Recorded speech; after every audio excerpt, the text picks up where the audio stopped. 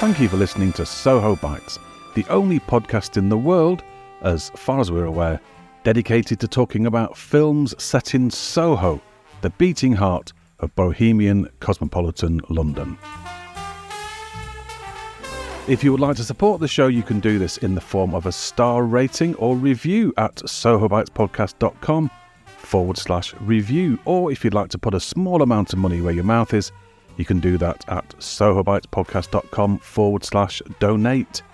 Donations can be from as little as £3, which will buy, at London prices, about half a drink for one of our thirsty guests.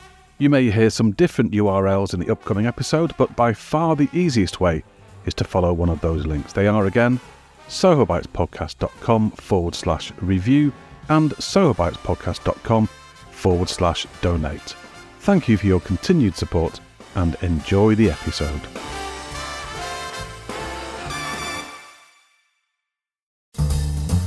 Welcome to episode 4 of Soho Bites, a Soho on-screen podcast. My name is Jing'an Young. I'm a writer and researcher into the depiction of Soho, the beating heart of cosmopolitan bohemian London in British films.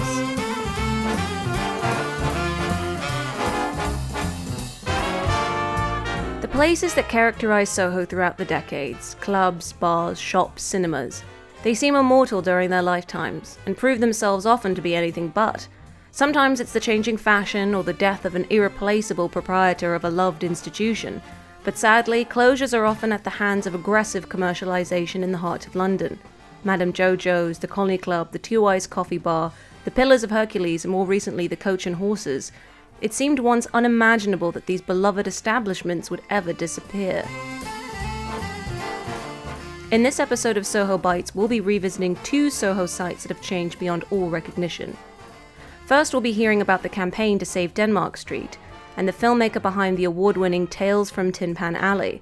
In the second half of the programme, I'll be chatting to Dr. Adrian Smith, also known as Mr. Retro Ramblings, about sexploitation fare Secrets of a Windmill Girl, a film based around the famed burlesque establishment, the Windmill Theatre, whose motto, "We never closed," during World War II became synonymous with wartime propaganda.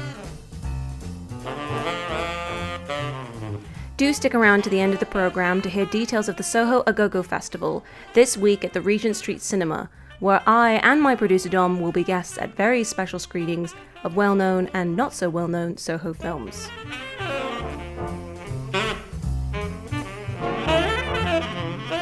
Denmark Street, which runs from Charing Cross Road to St Giles High Street, was famous for its music shops and for being home to the British music industry. Budding skifflers, wannabe rock and rollers, folkers, jazzers, punks, new wavers. If they wanted to make it in music, they headed to Denmark Street, which became known, like its New York counterpart, as Tin Pan Alley.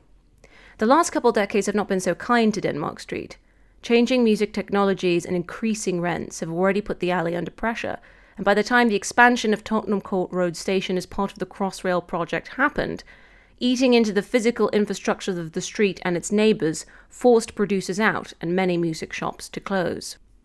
At the forefront of efforts to halt this decline and protect the remaining legacy of Tin Pan Alley is the campaigner and filmmaker Henry Scott Irvine. Henry began a campaign to save Denmark Street, a campaign which culminated in him making a fascinating 90-minute documentary, which has since garnered great success at several film festivals. Producer Dom was lucky enough to catch a screening of the film at the inaugural Tiny Film Club a few weeks back at the Hack and Hop pub in the Square Mile. He managed to sit down with Henry for a few minutes to ask him a little bit about the campaign, the film, and of course, the legacy of Denmark Street. So this is the first Tiny Film Club screening, you see. Tiny room, tiny audience, small, but perfectly formed. Courtesy of our great friend here, Phil Strongman, who owns the Hack and Hop. I'm Henry Scott Irvine, and I've made this documentary which we crowdfunded. It came out of running the Save Denmark Street campaign. The idea originally was never to make a film about Denmark Street, but to try and save some of the music shops in Denmark Street, which we did. So let's just go back to before the film there was the campaign. Yes. And before the campaign there was Denmark Street. Yes. Could you explain the importance of Denmark Street and how why is it under threat? Denmark Street is Britain's only bespoke music street. In fact, it's the only music street left of its kind in the world. It is under threat because of two reasons. It was sold by Frasers in 1996, who were the freeholders of the street, to a company called Consolidated Developments, who became the freeholder, owning the land, the leaseholder, owning the tenancies for the shops and the rooms above and below in most addresses. And also, of course, then by default becoming the landlord to these shops. Crossrail happened, and that meant that some of the buildings in the immediate area to the rear of Denmark Street were given compulsory purchase orders, CPOs as they're known. What does that mean? It meant land grab. It meant you're going and we're not compensating you. Your venue, Astoria, Metro Club, Enterprise Recording, rehearsal studios, to give but three examples, were all compulsory purchased and taken for Crossrail for the railway station. And we saw that small businesses were being purged. They were being killed. They were being murdered. They wanted to stay. Their leases were being taken off them. Or in the case of Denmark Street, they waited 20 years for them all to run out. And then it looked like they wouldn't be renewed. And it seemed important to capture the essence of this 110-year street of music, getting the people who lived and worked in the street to tell their tales. And the idea really was to make it like a modern-day Canterbury tale. And the original plan was to do it very differently from documentaries, because sadly music documentaries are now hidebound by editorial constraint, a result of publisher broadcasting that was initiated by Channel 4 in 1982 as a good thing that meant that commissioning editors, academics, people who'd worked in the city running production companies would come in and play parent and headmaster and tell filmmakers how to make films. So it was fighting development, fighting authoritarianism at every angle, and making a film, knowing how to make films without that kind of constraint, which we did by crowdfunding this on the back of a huge campaign that had huge media, television awareness. So we got to make a film that I think is very different. And it's won awards. It's won 9 international awards, 7 for Best Documentary, and the trailer itself won 2 Best Trailer Awards in Hollywood, which we did in a kind of conventional way. And we were very glad to get Rob Brown to do the voice for that. And he, of course, has done the voiceover for many Ridley Scott films. So his voice, if you see that on YouTube for Tales from Tin Pan Alley, is a voice that, of course, you think, I've heard that voice before. Of course you have, because he's the godfather of science fiction and I think the Marvel movie trailers. So we were very lucky to get him. He's the guy who goes, in a world. It's him. That's fantastic. Take a journey back through time with historians and those who lived and worked in London's legendary music street, Denmark Street. Tales from Tin Pan Alley, a 90-minute documentary. Coming soon. The technique that's very different in this film is that once each person's interview is finished, you don't see them again. They hand a baton on, a storytelling baton, a metaphorical relay race, if you like, that takes you forward to the next chapter, year, and different skill base or job. And we think we've pulled it off. The most obvious thing would have been to have a narrator tell a story, tell you what to already think. The problem when you write a narration for a film is you then have to make the film and cut it to the story you've written. You have no journey of discovery. Your research should be ongoing. You should be researching as you go. You should have a whole backlog of research. But on top of that, you must have ongoing research and be open to it. We find the constraints of television don't allow for that. And in the case of this film, it did. We discovered a lot. There are secret histories in this film that reveal Denmark Street, in fact, to be the home of British silent cinema before it opened anywhere else, which the Cinema Museum were bowled over by our discoveries. That's very interesting, actually, because I've looked a little bit into the film industry in Soho, and my understanding was silent film began in Soho in 1908 in Wardour Street. I've forgotten the guy's name now. But it's 1908 in Denmark Street, is that what you're saying? Well, I would say you're right and we're right in that it wasn't exclusive to Denmark Street. The Lumiere brothers had certainly been around before, and probably in the West End. And if you were to go down Charing Cross Road and into New Compton Street and Little Compton Street, which is no longer there, they were certainly there too. But there were also 7 addresses in Denmark Street during the First World War, where film cameramen had laboratories and were coming back and processing film, and even had 2 small screening rooms that they were showing films in Denmark Street. And then it moved to Wardour Street, yeah. Could you just explain the name Tin Pan Alley? Where's that come from? That's also American, isn't it?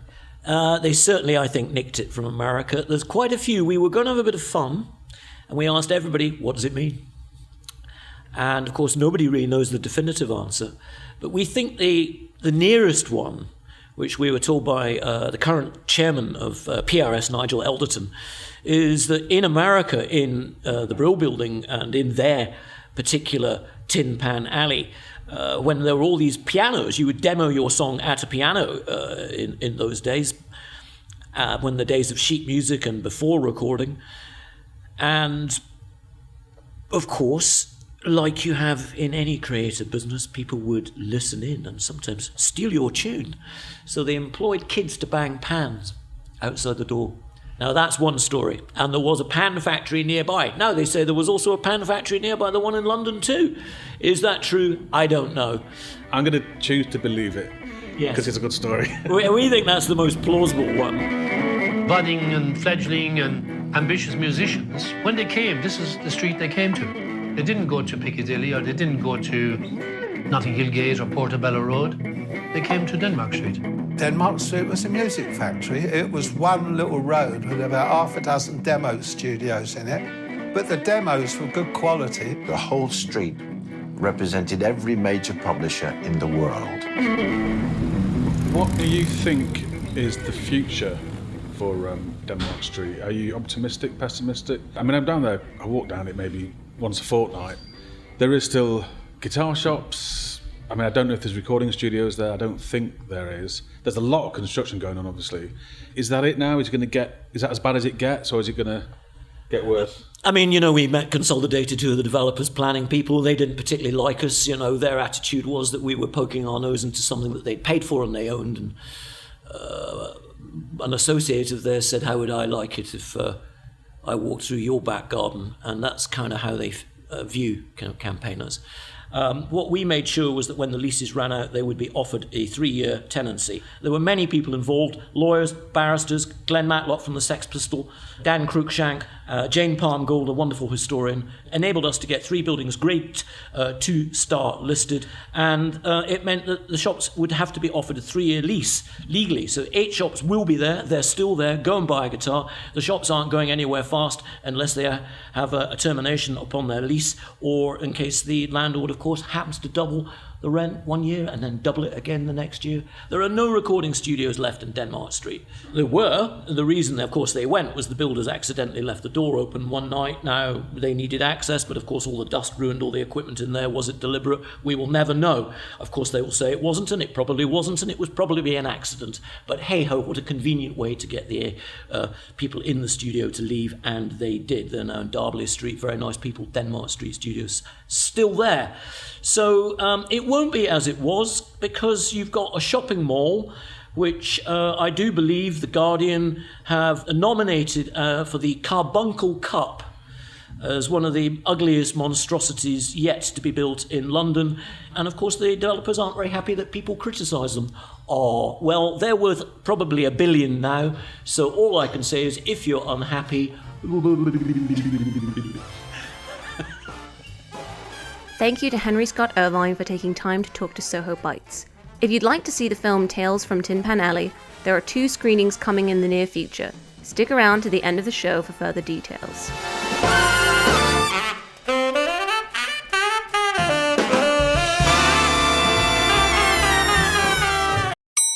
Hello, this is what's known as a mid-roll ad. It's one of those annoying interruptions that's inserted retrospectively at just the wrong point. And the reason for it is that Soho Bites takes up hours of time every month, and I'm hoping you might be able to support the show. There are two ways you can do this. One is for free, and it's to leave the show a star rating or kind review. You can do that at sohobitespodcast.com/review. Or if you'd like to assist financially to help cover our costs, you can do that at sohobitespodcast.com/donate. Thank you very much. Apologies for the interruption, and back to the episode.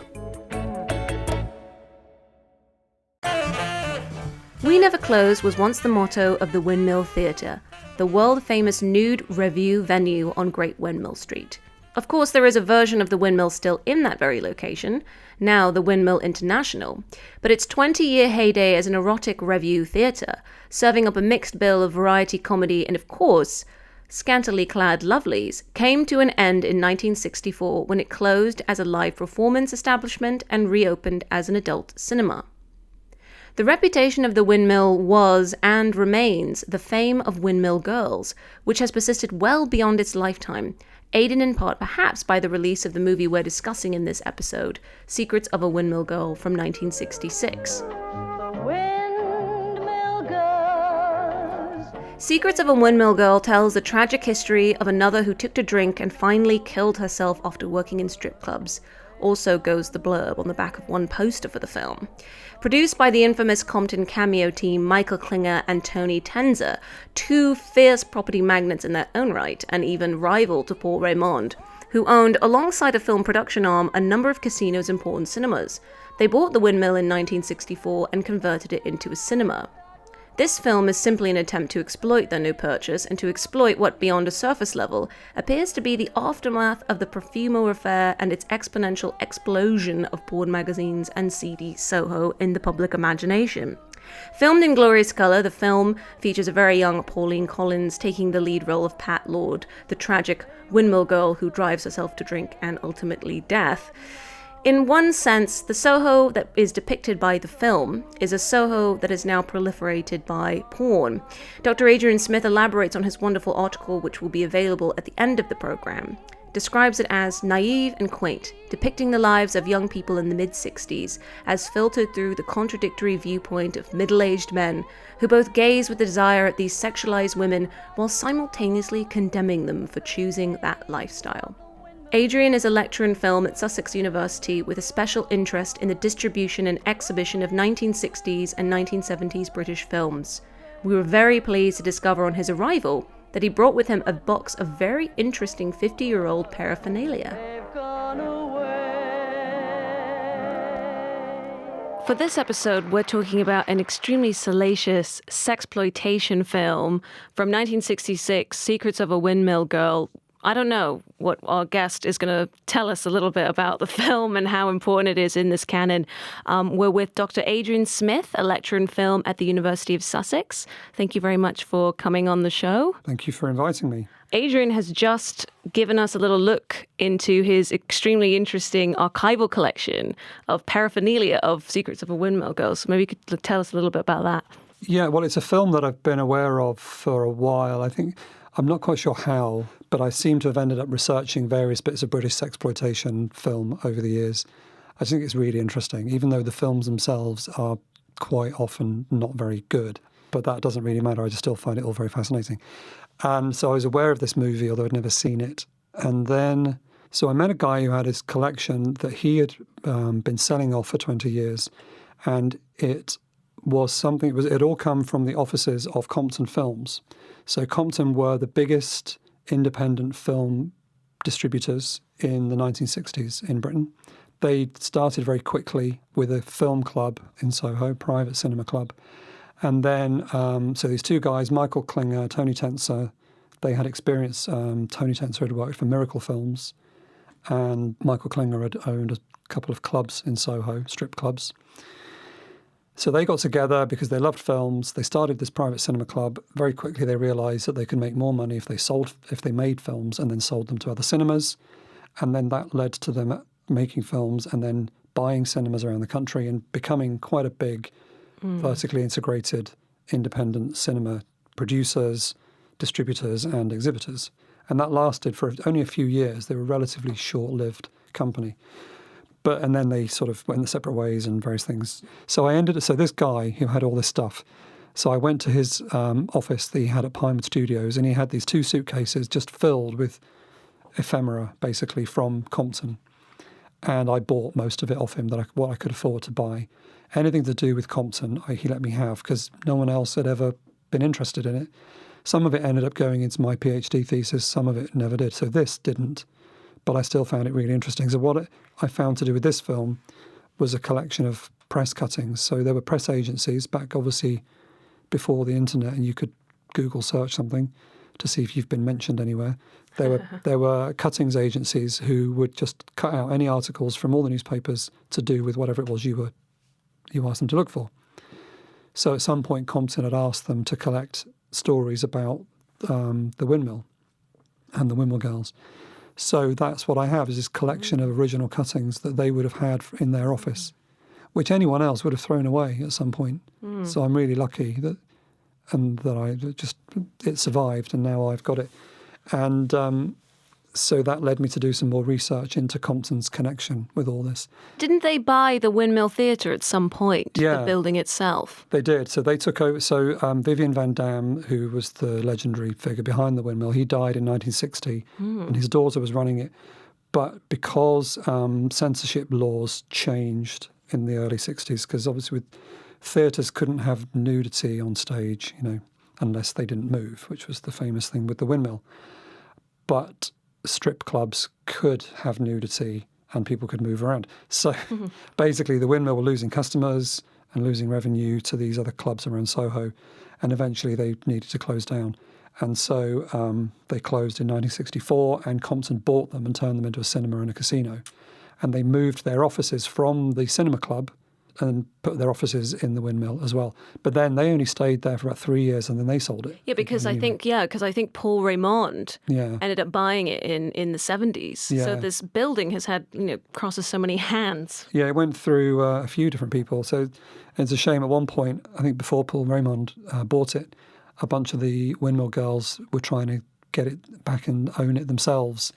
And there's a story that I found how they wanted to turn it back into a sort of retro wartime windmill. That would have been fantastic. Yeah, and that's what they wanted to do, and they thought that would be really good for audiences to come and do something different, but obviously that didn't happen. And it was just another strip club for Paul Raymond in the end. But yeah, so Compton owned it, and that was why they wanted to make this film. So a couple of years before, they'd produced a documentary called Primitive London, and then the follow-up film to that, which was called London in the Raw. So Stanley Long and Arnold Louis Miller were a kind of documentary filmmaking pair, and they'd made a few things, nudist documentaries, and what was that jungle one? I've forgotten the name. West End Jungle. West End Jungle. And so they were commissioned by Compton to do Primitive London. And part of that had involved going to the Windmill and filming performances in, I think it was 1963. But then for some reason they didn't put it in to Primitive London. So they had these film cans of performances from the Windmill.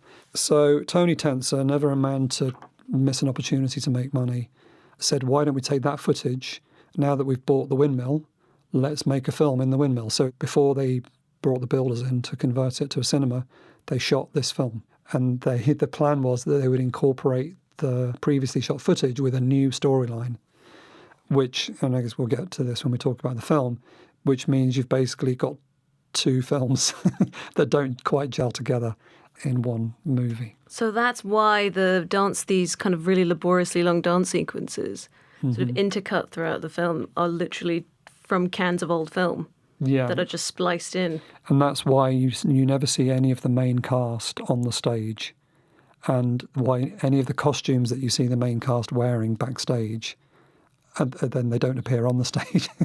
There was no real attempt to make it gel together. So it's quite jarring from a sort of narrative point of view. One of my favourite dance sequences in the film, amongst several, is the fan dance. Yes. I find it extremely elegant and quite engaging. But I wondered, what you kind of thought about it in terms of the context of the film, or in terms of just the style, or... Well, you're very fortunate that that is your favourite dance, because you get to see it about 25 times during the movie. They constantly keep cutting back to the fan dance. Even the end credits, like you think, oh, finally, we've got to the end of the movie, and there it is again. The fan dance is one of those classic titillatory dances that is done in burlesque to this day. Because the idea is that you think you see her naked, but you're not sure. So they could do the fan dance and just about get away with it because they're constantly staying covered enough. But that was kind of the big thing, because the men would all be leaning forwards in the hope that this might be the time where she moves the fan slightly in the wrong direction and they might get a glimpse. But I doubt they ever did. Because if they did, the theatre would have been in massive trouble. In terms of the dance performances, so tell me a bit about that, like who choreographed it? Was there any choreographer? Well, the real choreographer from the Windmill is actually in the film, and I'll tell you his name because I've got it written down here. It's Peter Gordino. So there's the scenes where you see the dancers with the choreographer, that was him. Fantastic. So he's kind of appearing in the film. It begins as a very, quite exciting opening sequence whereby Pauline Collins' character, I forgot her name already, Pat Lord, an aspiring dancer / actress, is she goes joyriding with a man, and then they crash. I don't know. It's just I don't know. It sort of starts as a kind of classic. And it's quite a dramatic opening. Yeah. When and I suppose from their point of view, this was their first narrative feature film, and you can see them wanting to perhaps be quite exciting and do something different, and they're thinking about telling their story in a slightly different way. So it's a non-linear kind of film structure, which is quite brave, I think, for your first film to try and do that, and it doesn't entirely work. These elements that they have don't gel together very well at all, and whole kind of subplots seem to get forgotten, and the flashback structure doesn't entirely work. So for a long sections of the film, they have April Wilding narrating. The police want to find out what happened to Pat. How did she die in this car? They could have done an interview and found that out in about half an hour. But instead, for some reason, they need to get her to go right back to their childhood and tell her entire life story. Seems only yesterday we were kids playing in the street. We were friends from the pram almost. Pat was a daredevil right from the early days. Always getting into trouble. You mean trouble at school? Oh, she didn't go much on school. At times we played truant. Linda, don't let's go to school today. Pat, we've got to. The teacher will send a note. No, she won't. Anyway, I don't feel well. Where will we go? I know. To the park we can do some dancing. Come on then. Pat wasn't keen on studies, but she loved every minute of dancing school. And our weekly lessons were heaven to her.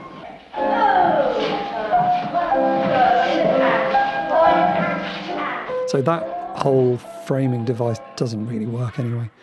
And then they seem to forget about it by the end, because we just kind of get to the bit again where she gets in the car, and then we cut to the fan dance, and that's the end.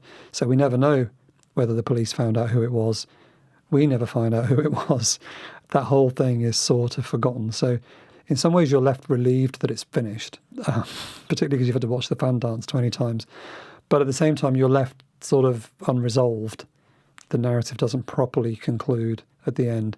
Yeah, there's a lot of loose threads in this film. In 1966, I think Smashing Time came out with Rita Tushingham and Lynn Redgrave, which is all about two girls in the big city, specifically Carnaby Street, and they sing and they dance and they fall in love. And like you can start to see the parallel when April Wilding's character starts to narrate about their past and about them being schoolgirls together and always dreaming about going to Windmill. So I think in that respect, it's quite admirable because it's spotlighting two women, right? Two young women who aspire to be Windmill girls. Yeah, which was a true thing. I mean, I've seen lots of interviews with real Windmill girls who often talk about that. You know, there are many that I've seen. I'll say many. I've seen a few where they would turn up at the Windmill for an audition and they'd be like 14 years old.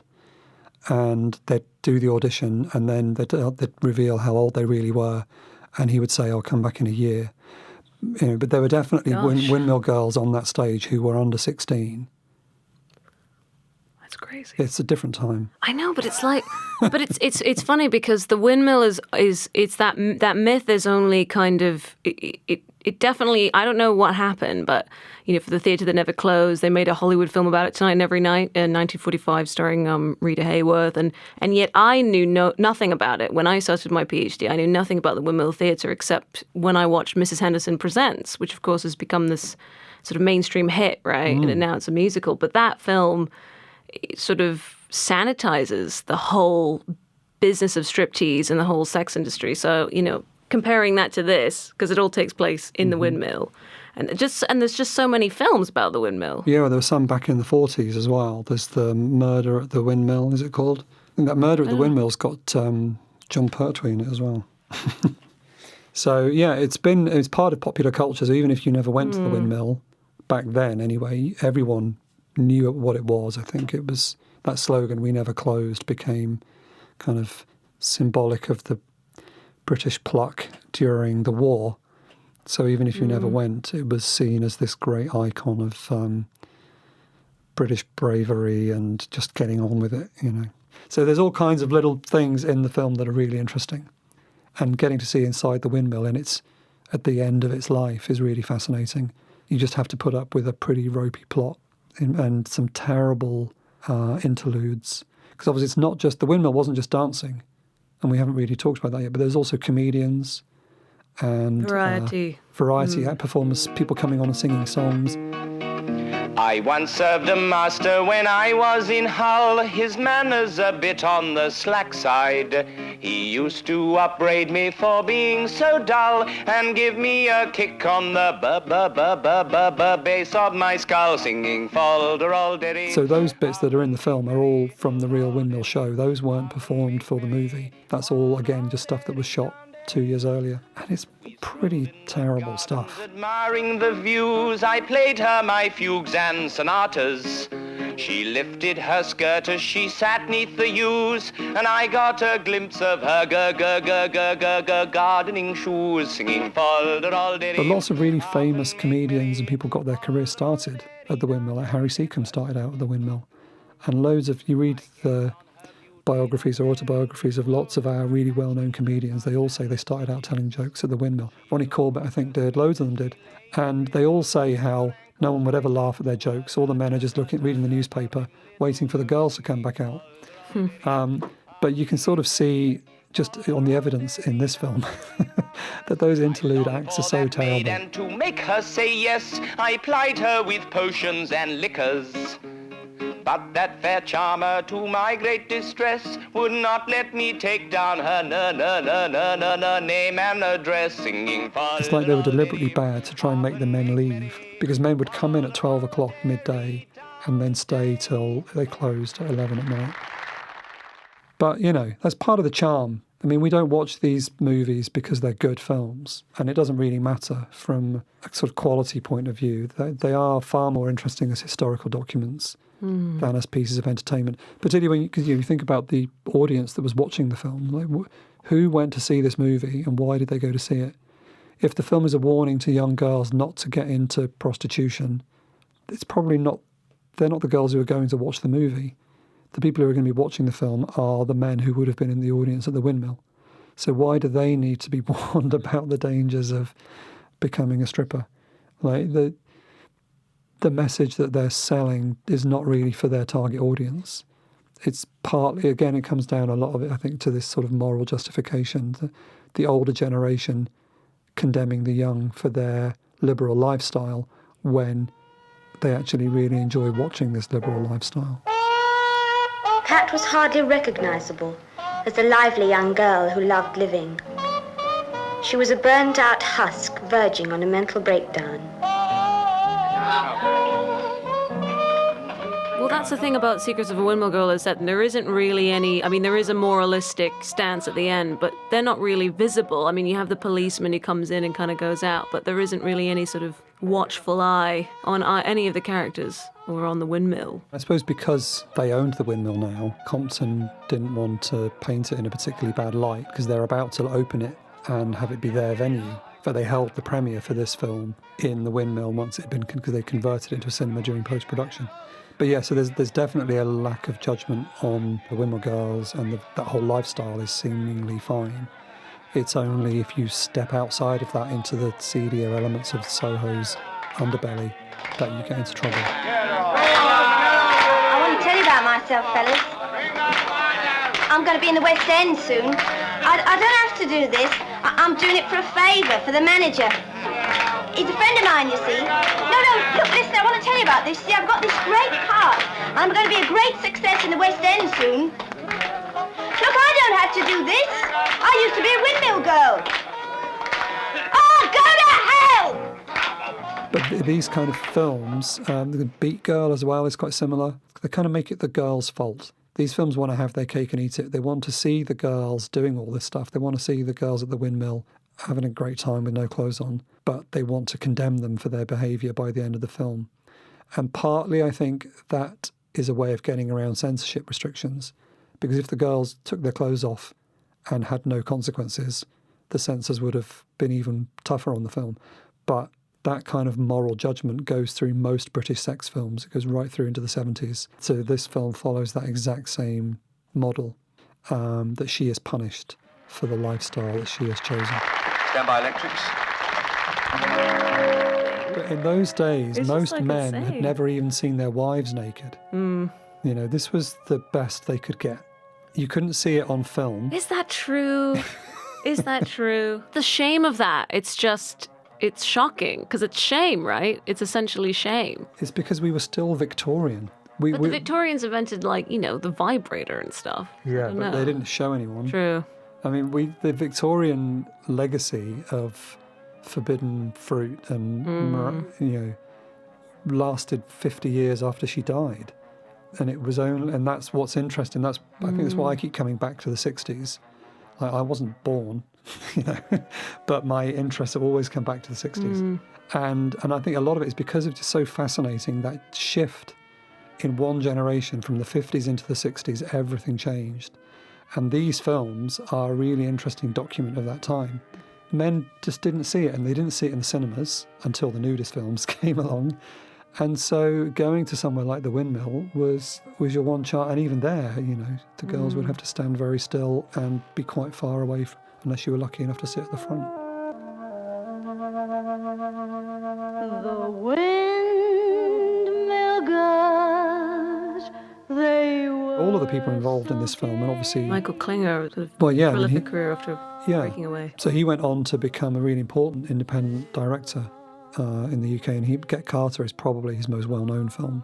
But he made a few, and one of my, again, another kind of sexploitation film for him, I guess, and one of my favourites, if that's the right word, is Baby Love, which is really fascinating, particularly now that we know what we know about what was going on at the BBC in the 1960s and 70s and elsewhere in the media, the exploitation of underage girls and all this kind of thing. And Baby Love is kind of about that. And it's really interesting that he was making this film when he did in 1968, kind of hitting some of these issues head on. So yes, he was a very interesting producer. And obviously Pauline Collins did all right, and Martin Jarvis has done pretty well for himself. April Wilding, not so much maybe, but she's just very rich anyway, so that was okay. But it was a good starting point for many people's careers, I suppose, if not for the Windmill. Secrets of a Windmill Girl is one of the 8 films in the upcoming Soho A Go-Go season at the Regent Street Cinema in London. You can catch it on Saturday, October 5th at 5 p.m, and it's followed by a Q&A with the screenwriter and critic David McGillivray. In fact, most of the films in the season are followed by a Q&A, included one hosted by me after the Shakedown screening on Friday, October 4th, and producer Dom will be joined on stage by Dr. Melanie Williams on October 6th to talk about Rattle of a Simple Man. Some of the pictures and cuttings Dr. Adrian Smith brought in will be available on our show notes at sohobitespodcast.wordpress.com. Adrian tweets under the name @RetroRamblings, and he also has a great blog which you can find from theorientwithfury.blogspot.com. And as I mentioned earlier, there are screenings coming up of Tales from Tin Pan Alley. If you fancy combining it with a day at the seaside, you can see the film for free on Saturday, October 4th at Brighton Library at 2 p.m. And there's also a screening in Shoreditch in November. For details and updates, you can follow Henry Scott Irvine on Twitter at TalesSpan, and you can listen to his weekly radio show on Resonance 104.4 Tuesdays at 4 p.m, repeated at 11 a.m. on Sundays. The theme of the next episode of Soho Bites is that one topic that always springs to mind when anyone mentions Soho. It's the sports episode. We have a day out at the countryside with the Soho Cricket Collective, and we join Dr. Melanie Williams and Dom, who will talk about the film that has a football connection, Rattle of a Simple Man, recorded live on stage at the Regent Street Cinema. Until next time, from me, Jing An Young, and my producer Dom DeLaghi, bye for now.